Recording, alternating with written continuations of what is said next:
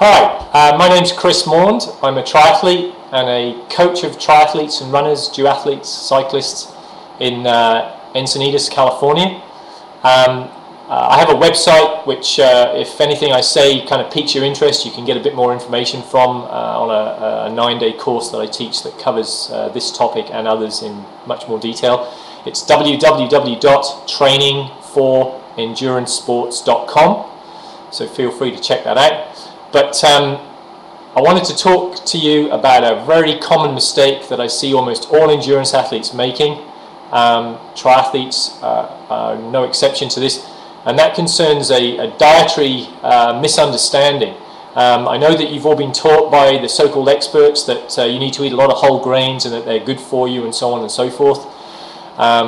And I'm sure you understand that carbohydrate is an important part of your diet because it's the premium fuel source. It can produce ATP at a much faster rate when carbohydrate is metabolized than fat, and so on and so forth. All this is true. My issue is not with carbohydrate per se. My issue is with the advice that we're all given as endurance athletes to eat a lot of whole grains. There are some major problems with this advice, as you'll see. The problem is to do with something called gluten.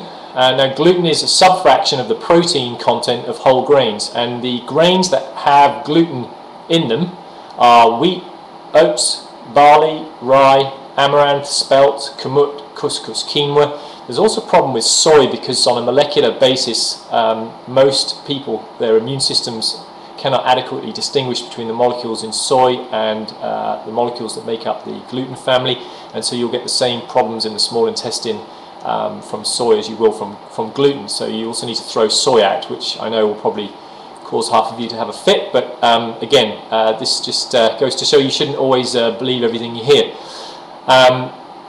particularly when it comes from the medical profession.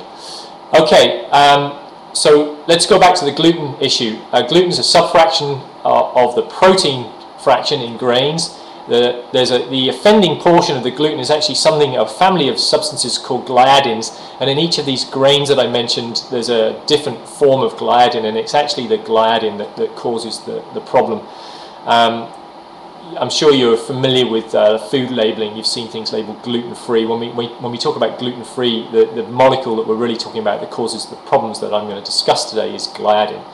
So what does it do? Well, basically what it does, particularly if you have European ancestry, and even more so if you have Western European ancestry, basically if you're white, you're going to have this problem to some extent or another. Basically what it does is it causes a subclinical level of inflammation in your small intestine.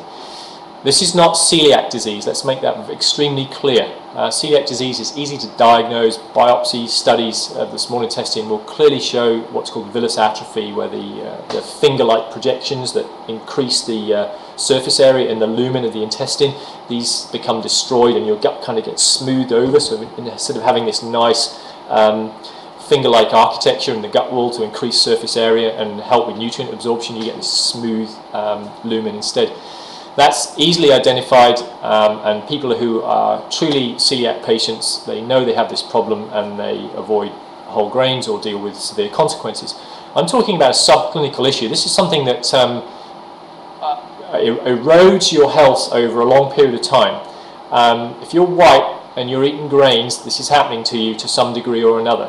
Now, you may not get overt symptoms from this until you're 30, 40, 50, even 60 years of age, but it's happening. The clock's ticking. And stress and other lifestyle issues can speed up the rate at which it becomes symptomatic. Okay, so we get a chronic level of low-grade inflammation in the small intestine, and what that does is just as with a celiac patient, but this time instead of taking just a very short period of time, this can take years or even decades, you end up with, again, a lack of these distinct finger-like projections in the lumen, and you end up with a smooth gut wall which decreases the surface area in your gut and compromises your ability to absorb nutrients from the food you're eating. So this is the paradox. We are taught as endurance athletes to eat whole grains because they're supposed to be good for us. A lot of us also spend an outrageous amount of money on organic foods.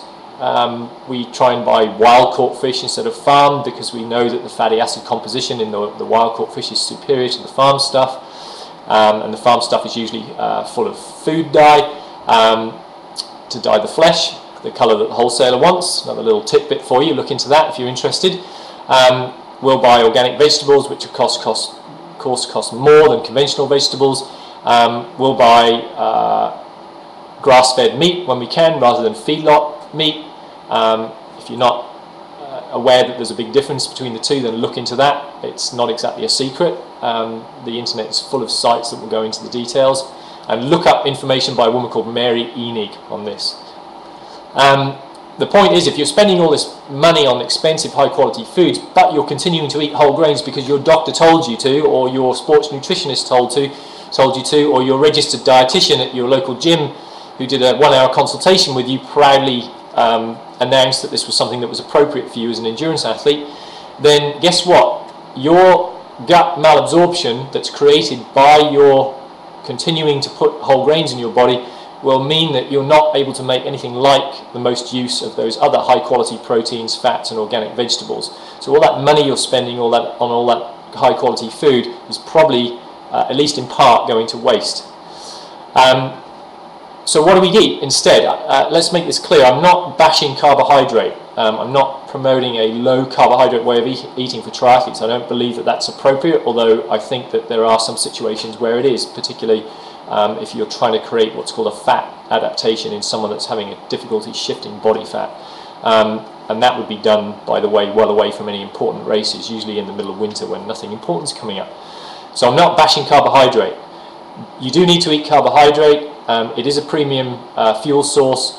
You will not perform well if you deliberately try and keep carbohydrate low in your diet, unless of course you have a pre-diabetic situation. That's kind of beyond the scope of this discussion right now. So what do you eat instead? You're probably thinking, oh my god, I can't eat whole grains. So that means no breakfast cereals, no pancakes, no bread, no pasta, no baked goods of any kind. What am I going to eat? Very simple. You eat the non-gluten forms of carbohydrates, so things like rice, corn, millet, buckwheat. Buckwheat sounds like a kind of wheat, in fact it isn't. It is gluten and gliadin free. Some people will have